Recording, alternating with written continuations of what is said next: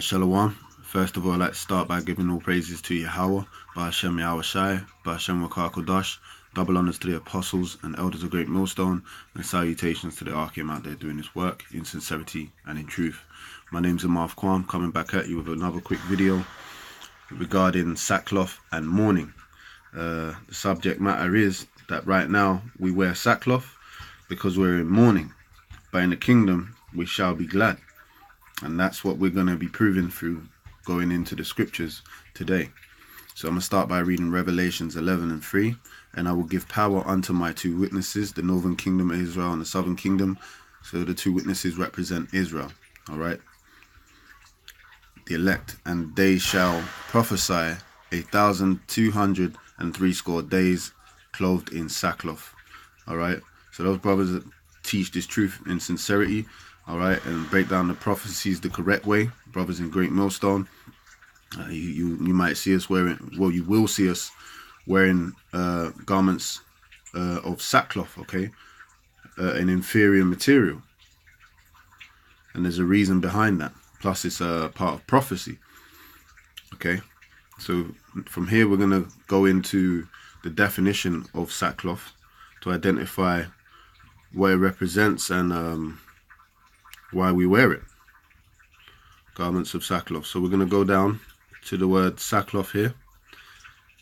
In the Greek, the word for sackcloth is sakkos, but it says here origin in Hebrew, which is shark. All right, and it says sackcloth, sack. All right, a sack for grain. So you might have an inferior material, which you wouldn't cut a sack of potatoes, the old-fashioned sack, right, and then, you know, cut holes in it and put your arms through it, okay, because it would be an inferior material, okay, as if you wouldn't go on the high street and purchase that, okay, and then try and, you know, make it into a garment for you to wear to a party or something, okay. It's an inferior material.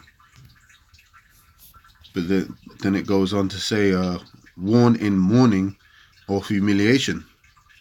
All right. So the reason why we wear sackcloth is because it's a garment in the ancient world which men would wear as a sign of mourning.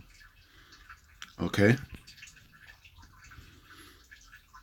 Now, just to further go into that point, we're going to go to the reason why we are mourning, okay?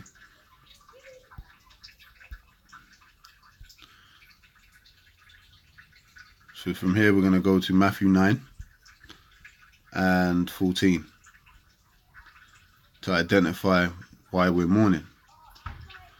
Then came to him the disciples of John, saying, why do we and the Pharisees fast often? So there was an issue that the disciples came to Yahweh Shai with regarding fasting. Why other men that was with Yahweh Shai wasn't fasting, but then when they wasn't with Yahweh Shai, they were fasting.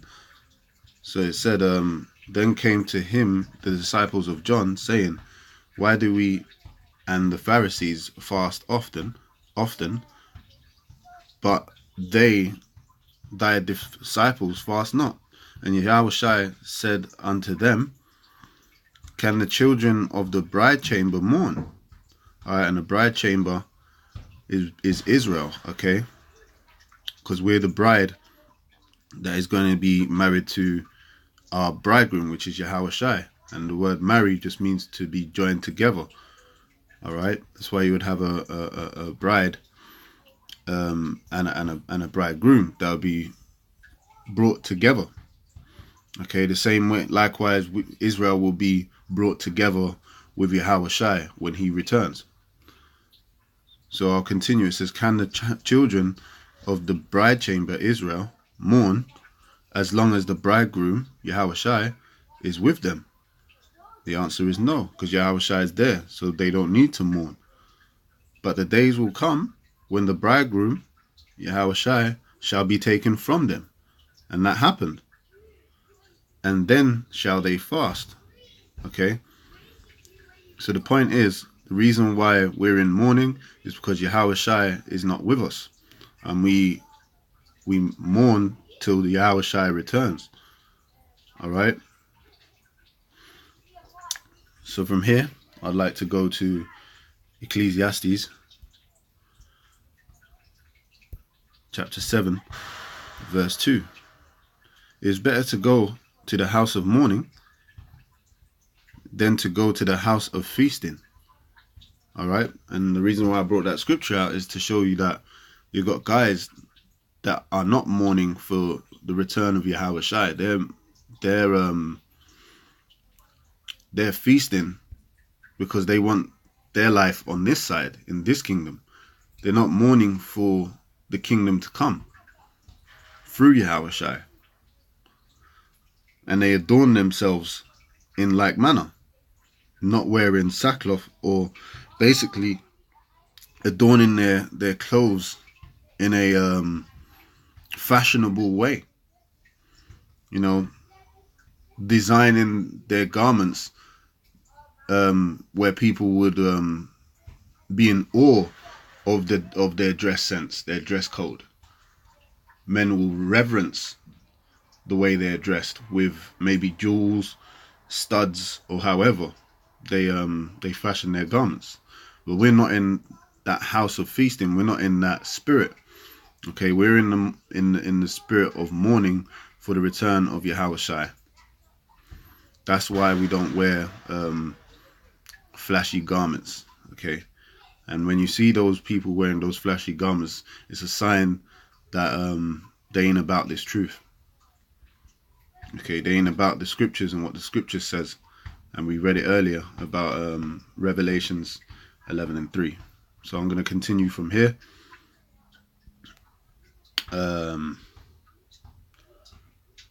Basically, I wanted to just read a list of examples. I'm not going to read all the scriptures, but you can read them for yourself. I'll just give you the list of examples where basically men would be in mourning, and they would gird themselves with sackcloth. All right, you can read Isaiah 51:11. You know, I might as well read one of them at least.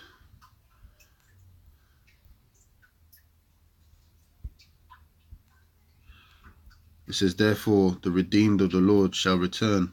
Oh, Salakia, that's not the one I wanted to get into.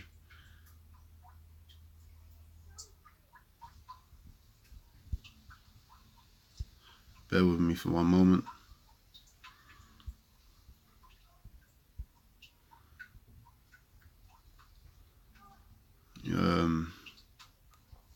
Salakia.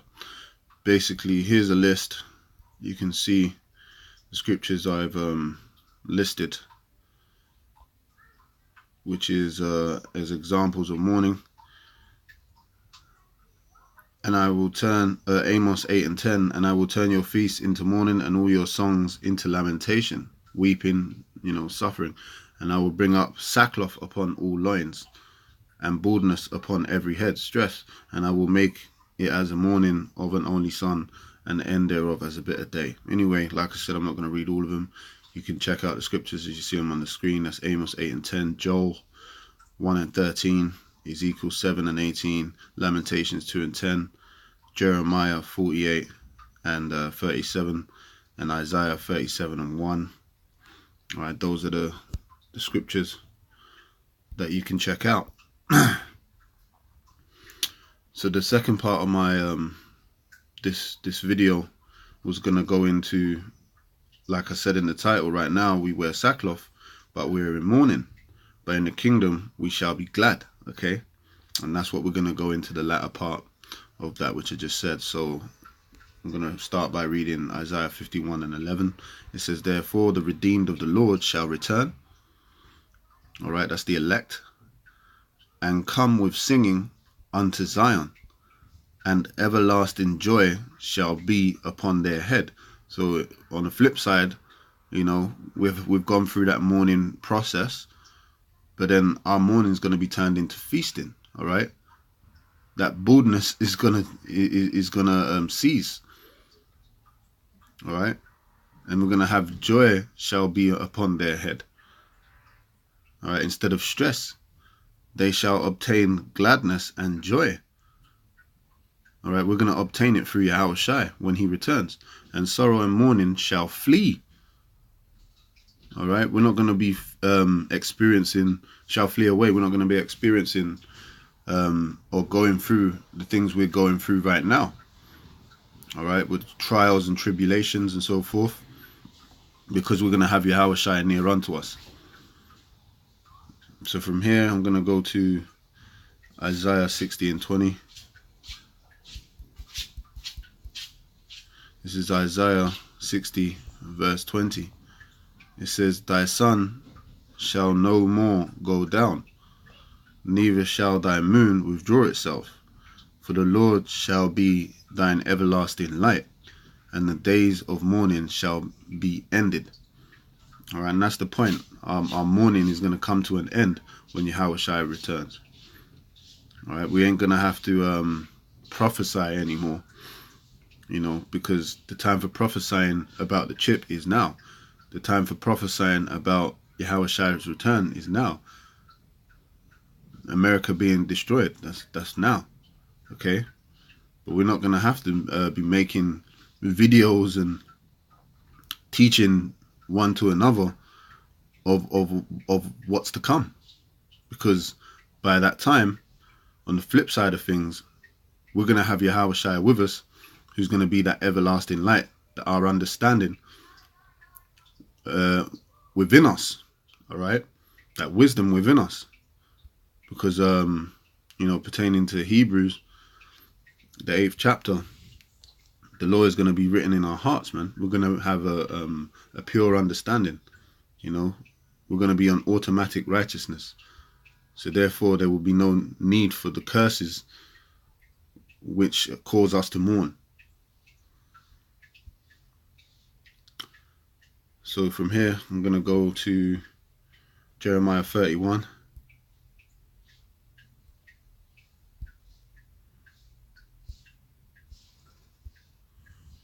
And 13.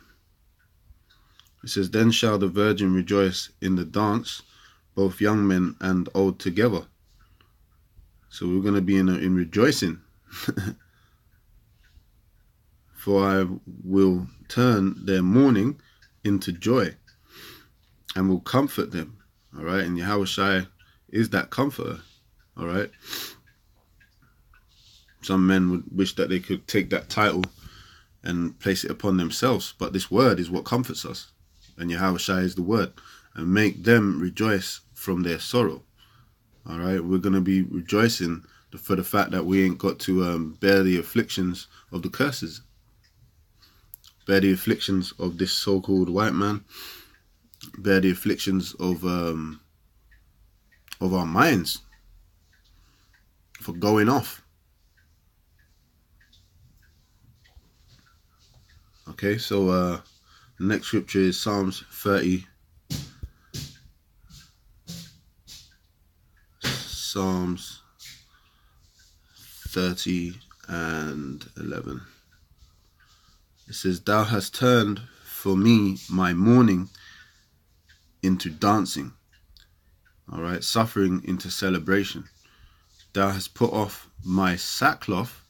All right, so we're not going to have those garments, those signs of mourning anymore. All right, our garments, and well, if we're not going to be mourning, we're going to be kings and priests upon the earth, as the scripture says, a nation of kings and priests. Don't kings and priests adorn themselves with garments of royalty? You look like a chicken with 10 heads if you was bearing a king, if you was a king and bearing the garment of sackcloth. All right. If you're in power and royalty, you wear that which is you know, sufficient for a king. Anyway, and girded me with gladness, to the end that my glory may sing praise to thee and not be silent. O Lord, my power, I will give thanks unto thee forever.